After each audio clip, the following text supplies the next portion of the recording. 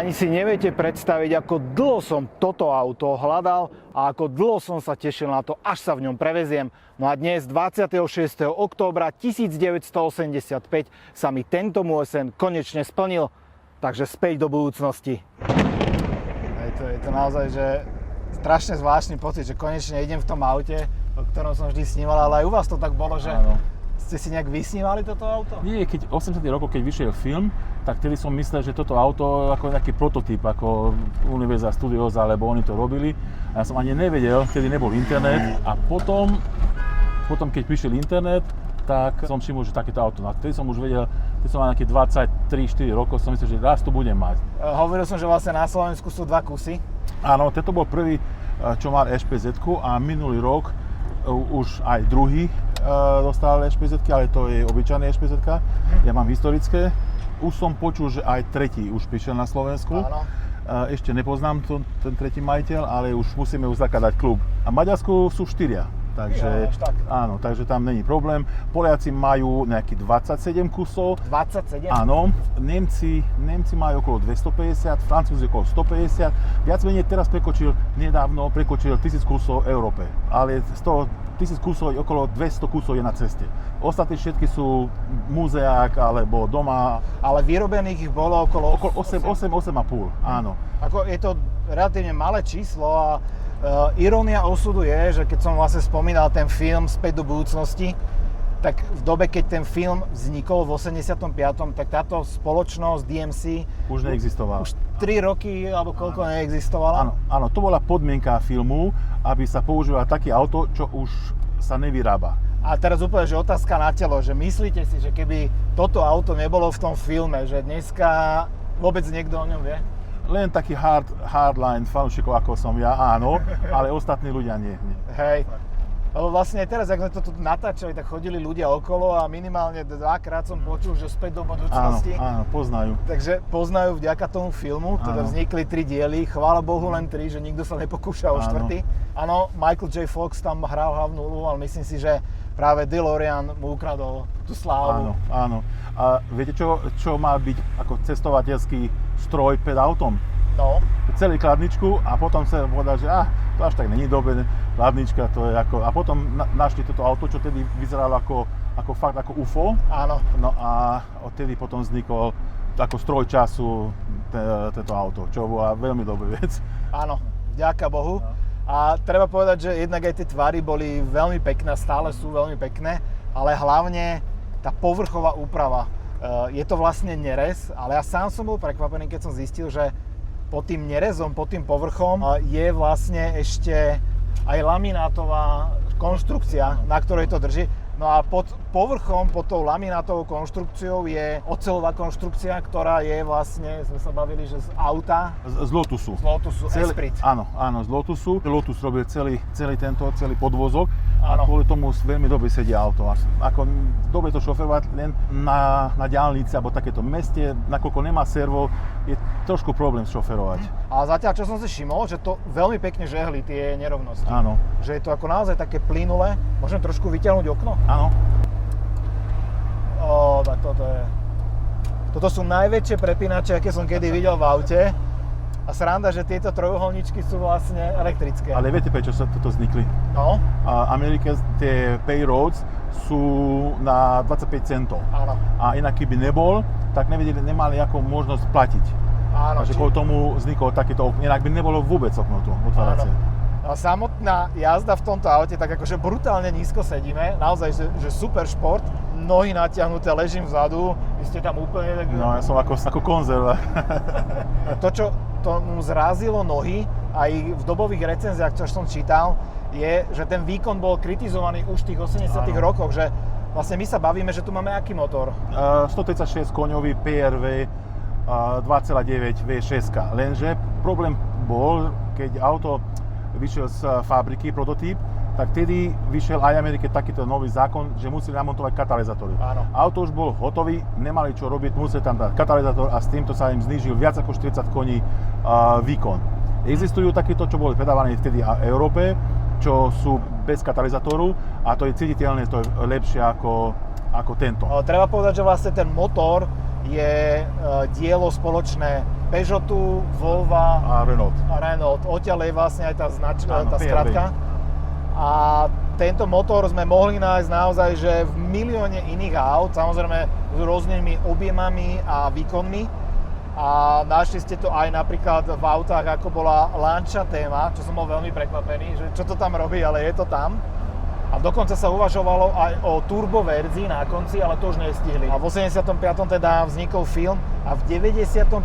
bola znovu založená spoločnosť, nový DeLorean, ktorý už ale s tým prvým nemá nič spoločné. S tým Írskom nie, ale to je spoločnosť z Texasu, oni boli oficiálni importéri do Ameriky. Áno. Oni viac menej mali strašne veľa náhradných dielov a plus odkúpili všetko z fabriky. Všetky diely odkúpili, kvôli tomu viac menej máme všetky diely na auto, není to problém ako hocičo kúpiť alebo objednať, alebo sú originál 30-40 ročné diely, alebo sú aj nové diely. A vy ste mi hovorili, že vlastne oni to posielajú do Európy, do Holandska, odkiaľ to berete potom vy. Áno, tam je centrála. Čo sa dá kúpiť na toto auto dnes? Viac menej všetko, okrem ľavý blatník. To sa dá kúpiť len použité, ako na black markete, a to je strašne drahé kvôli tomu, že tá forma, čo sa tlačilo, viac menej to sa stratilo. Áno. A kvôli tomu pravý blatník stojí 1500 € a ľavý stojí 5000. Potom také bežné veci na údržbu, aj viete do motora vymeniť olej alebo rozvody, tak to jak sa kupuje? To sú úplne ako bežné, ako motor, údržba motorov, prevodovky alebo takéto, to je úplne bežné, to není drahé. Len tá karoséria viac menej, hej. Áno.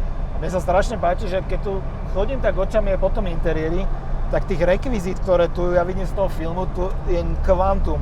Aj tú šiltovku, v ktorej som vlastne sa nechal fotiť alebo dal úvod, tak to je tiež presne z tej časti, keď išiel teda do budúcnosti, do roku 2015. Takisto aj nekonečne veľa modelov tu máte všade, takýchto krásnych. Auto som si kúpil v 2010 a 4 roky mi robili úplne rekonštrukciu, renováciu. A tie 4 roky som sa trápil, tak som si kúpil hoci, čo som našiel z filmu, alebo niečo ako kompenzáciu za to, že nemám auto. Tak som si kúpil všetky tieto ešpezetky a knihy a všetko. Toto je z budúcnosti ešpezetka, tá je krásna. A každý 5 rokov chodíme do Belfastu, tam je najväčšie stretnutie DeLoreanov na svete. Pred 4 rokmi boli sme 87 aut. 87 aut. Nikdy sa nestretli toľko auta na svete. A vlastne treba povedať, že v Belfaste sa tieto auta originál vyrábali? Tam. A tam je ešte originál ten testing okruh. Áno. A tam sa vozili, už dvakrát som tam bol. A to je, na tom okruhu aj s autom? Áno, s týmto autom. Som išiel naspäť, kde sa narodil toto auto, som išiel naspäť. DeLorean vlastne sa dal kúpiť s automatom, ktorý tu máme. To je koľko stupňový? 3 stupňový A automat. manuál sa dal tiež kúpiť? Áno, 5. A tie počty vyrobených s automatom a s manuálom? Približne sú rovnaké, aj toto je černý interiér a potom bol šedý. Približne, ako je to možno rozdiel niečo nejaké 10% hore-dole. A potom sa vlastne môžeme vrátiť aj k tým dynamickým parametrom. Maximálka, a tá bola tiež kritizovaná, bola len 175 km/h, čo na superšport tváriace sa auto bolo strašidelne málo. Áno. Tá akcelerácia s manuálom bola okolo 9 sekúnd na 100 a s automatom skoro 11. Toho možno aj ešte viac. To sa nedá merať. Ja vám poviem, že toto auto som nekúpil kvôli tomu, že ja by som sa bláznil alebo niečo, som kúpil kvôli feelingu. A ja vám poviem, že jedna vec, čo sa mi páči najviac toto auto, keď sedem do auta, ako to, že ľudia sú z toho nadšení. To je naozaj, toto je ikona, to treba povedať. Toto auto má aj niekoľko technických riešení, ktoré stoja za to spomenúť a už sme viac menej okolo nich išli. Prvé sú tieto dvere a la čajka, ktoré sa vystreľujú do hora aj s tým oknom. Tieto dvere treba nejak nastavovať, keď... Áno, je tam ten tózny tyč, každý 5 až 10 rokov treba to nastaviť o jeden krok, pretože sa uvoľní trošku. Ja mám problém s tým, že nevedeli sme nastaviť presne, aby bol v strede. Neviem, musím ísť do Holandska s tým expertom, čo tam mi to spravil. A servisujete si to tu sám, alebo je tu niekto? Tu mám jedného servismana, čo sa naučil na tento, nakoľko mám komplet servisnú knižku a komplet všetko mám na to auto. Ano. Takže podľa toho on vie, už sa naučil, už si nalepil nálepku, že DeLorean servis na dvere. A má až 2 zákazníkov na Slovensku. Tak. A všetky DeLoreany vyšli z fabriky nenalakované, teda v tejto kvázi farbe, ale sú 3 alebo 4 výnimky, ktoré boli zlaté. Áno. A tam je aká story? Tam American Express tedy oslavovali nejaký výročie, už si presne nepamätám, že čo, a objednali si 4 takéto autá, nie, 3. Ešte ostal im materiál, takže vyšiel aj 4. Ale to už nebol pre American Express. Američani samozrejme, keď im vyšli na predáňu, povedali, že im sa nepáči to farba, takže dealeri im dali možnosť červenú, modrú a žltú. Tieto 4 farby si mohli ako nastriekať ako z dealerstva. Nie z fabriky, ale z dealera. Čiže a toto bolo aké farby? Toto bola červená, na nešťastie, takže to bol ako veľká chyba. To bezfarebné podľa mňa úplne, že naozaj najkrajšie na tomto, bez debaty. Ale toto auto má ešte zaujímavejšie jeden vec, že to má VIN číslo 701, to znamená, že 201. auto vyrobené a nikde nebol predaný oficiálne, to bol ako firemné auto v Belfaste na chvíľu, potom išiel do Ameriky, tam bol leasingovka malá a potom sa predalo nejaké súkromné osoby a z toho potom ja som ho kúpil. A o tom jednom zlatom som sa dokonca dočítal, že 20 rokov stál v lobby nejakej banky, bez pohnutia. Čiapka došla za nami, tak asi najvyšší čas ju nasadiť. Nedávno sa zmenil majiteľ jednej také zlatej a to nejakú brutálnu sumu, nejaké 300-400 tisíc dolárov, takže... Ale má unikátne auto, totálne, to je bez debaty. A taká tretia zaujímavosť je samozrejme, že motor je tu umiestnený vzadu, má to teda náhon na zadné kolesa a motor je vzadu. Je to nejak cítiť počas tej jazdy, akože vy s tým asi ostro nejazdíte, ale... Ak ste všimli, zadu mám 15 kolesa a predu sú 14 kolesa. Takže s týmto oni vyrovnali viac menej, ale keď je mokrú cestu alebo niečo, tak už som dostal šmík dvakrát. Inak nie je to cítiť, ale to nie je to ako športové auta, že by som išiel 150 na driftovanie. Nie, to nie je. To určite nie. Vo filme toto auto muselo dosiahnuť rýchlosť 88 mil za hodinu. A túto tachometer končí pri 85. Áno. Takže pre film vlastne museli vyrobiť nový tachometer. Áno. Ako tuto ide, ja som podľa GPS, keď som išiel až 160 v Nemecku, keď sme boli. V Nemecku to áno, jasné. Ako keď sme išli do Írska, ako sme tam, vtedy som vyskúšal. A potom je samozrejme otázka tá, že prečo toto auto zlyhalo, alebo tá firma zlyhala. Okrem toho teda, že majiteľ firmy bol nakoniec zatknutý za podozrenie z pašovania drog. Áno, to je jeho životný štýl. Jeho životný štýl požadoval strašne veľa peňazí a on tie peniaze, čo dostal na inováciu alebo na firmu, on to vyťahol z firmy a viac menej krakoval a potom už skúšal všetky možné veci, aby zachránil firmu, ale už to bolo neskoro. Ale keď sa pozrieme na tie objektívne príčiny, tak vlastne, ako som spomínal, že už v tej dobe malo povesť pomalého a slabého auta. To treba uznať, že ak to mierilo hlavne cenou, lebo pôvodná cena bola, že $12,000, za čo sa to malo predávať a nakoniec sa to predávalo za viac ako dvojnásobok. A to už bolo naozaj teritorium veľmi drahých exkluzívnych mašín typu Ferrari a podobne. Áno, Porsche. A keď to porovnali tie dynamické výkony, tak naozaj, že hralo to tretiu ligu voči tým autám. V pláne bola teda aj tá verzia Twin Turbo, niekde som sa dočítal, že príplatok mal byť ďalších $7,500. Áno. Čiže ak pri uvedení na trh to stalo 25 a mal by tam byť ďalší doplatok 7,5. To už nebol. Už sme vysoko na 30,000, čo bol strašný peniaz asi v tej dobe. Áno. A potom 85, keď vyšiel film, tak vtedy vyleteli cenou, takže áno.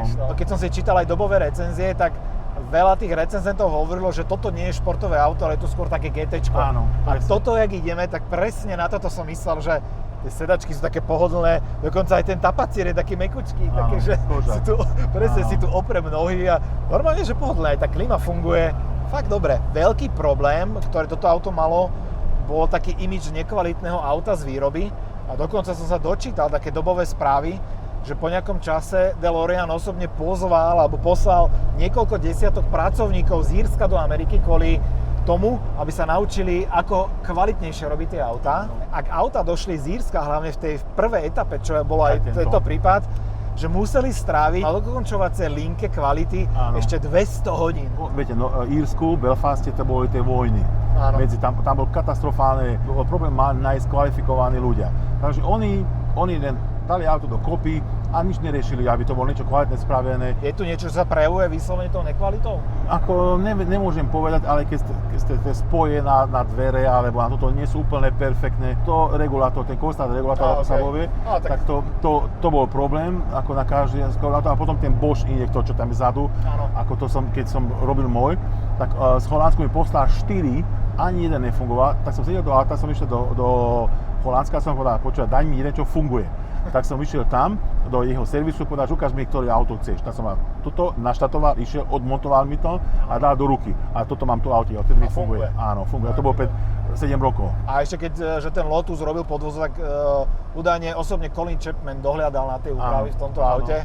Takže toto auto naozaj musí jazdiť ďaleko nadštandardne na dobu vzniku. Verím tomu. Áno. Čo mi tu akože v rámci toho GTčka tak trochu vadí, je ten hluk.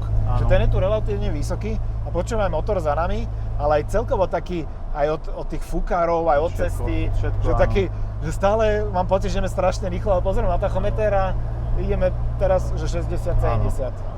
Nemá takú dobrú zvukovú izoláciu, to je pravda, ale ako vám poviem, že najlepšie sa spí. Keď niekto vedľa mňa cestuje, vždy, každý spí. Ako, nikto nevydrží viac ako 20 minút. Všetci, že to je monotónny zvuk a každý zaspí. Čo podľa mňa úplne, že zatlkol ten klinec do rakvy bolo, že predaje klesali tohto auta, ale sám DeLorean prikázal, aby zvyšovali výrobu. Čiže sa stalo vlastne na konci, že tí predajcovia mali plné sklady týchto aut, a ktoré nikto nechcel. To je naše šťastie, pretože keď fabrika skrakovala, mali okolo 3000 aut diely vyrobené. Neboli namontované, ale boli vyrobené. Takže teraz máme viac menej všetky diely na auto kvôli tomu, že tedy John Deere sa rozhodol tak, že auto sa bude robiť na sklad. A z toho diely sa budú robiť tie auta, tie 500 kusov, čo už budú podľa nového štandardu, možno iný motor tam bude. Ročne sa neurobí viac ako 500 kusov? Ročne, dokopy. Celkovo, áno. Tak tá cena tam bude astronomická asi? $100,000 je predpokladaná. A dokonca sa uvažovalo, že aby teda prežil tento ikonický dizajn a značka, že sa urobí elektromobil.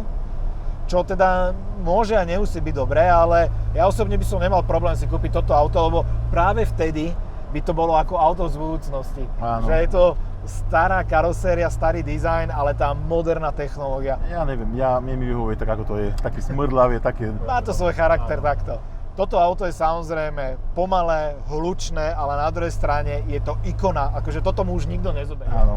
Toto je ikona, toto je pojem a už na tom naozaj nikto nič nezmení. Môže za to jednak ten film a jednak aj ten smutný osud tej automobilky, že všetko dopadlo ako dopadlo a dneska sme to aj videli. Ľudia nám kývajú, usmievajú sa na nás. Všetci to auto poznajú. A samozrejme, ak sa vám páči toto auto, a ja verím, že áno, tak všetky fotky tohto auta nájdete na Instagrame Volant TV, kde fotil náš fotograf Tomáš, takže budú naozaj pekné. Samozrejme, ja som sa narcisticky musel tiež vyfotiť s týmto autom a niekoľkokrát, lebo pre mňa to bude veľmi pekná spomienka. A samozrejme všetky detaily a takú aj históriu tohto auta nájdete aj na webe www.volant.tv. Link uvádzam dolu v popise. Tam nájdete opäť ešte viacej fotiek tohto auta, ešte viacej informácií, tak skočte na článok. Zhrnul by som to asi tak, že toto auto je krásny príklad toho, keď tá povesť a aura legendy ďaleko prevyšujú tú skutočnosť. Medzi všetkými mojimi autami toto je niečo, čo nepredám. Ako bolo to čas, keď som potreboval predať a deti povedali, že nepredaj, potom celý život budeš plakať, že si predal auto a nebudeš mať takéto auto v živote. Presne tak, lebo druhé si už nekúpite. Ja naozaj, že dneska sa mi splnil taký detský sen, ako za čo veľmi pekne ďakujem za túto ukážku. No a ak ste to dopozerali toto video až sem, tak vám veľmi pekne ďakujem. A ak ešte nie ste odberateľ kanálu Volant TV, tak prosím kliknite na odoberať, aby som vám takýchto legend mohol prinášať ešte viac. Lebo za mňa naozaj dnes si môžem odškrtnúť ďalšie políčko v tom mojom Exceli snov, kde mám všetky takéto Dream Cars postavené a DeLorean, bez ohľadu na to, aký je pomalý, hlučný, starý, aká je tu nekvalita dobová, tak aj napriek tomu toto auto milujem, naozaj, že milujem. A teda aj ten film mám veľmi rád. Videli ste ich všetky? Koľkokrát? To neviem povedať. To je tá otázka, nie či, ale koľko. Veľa.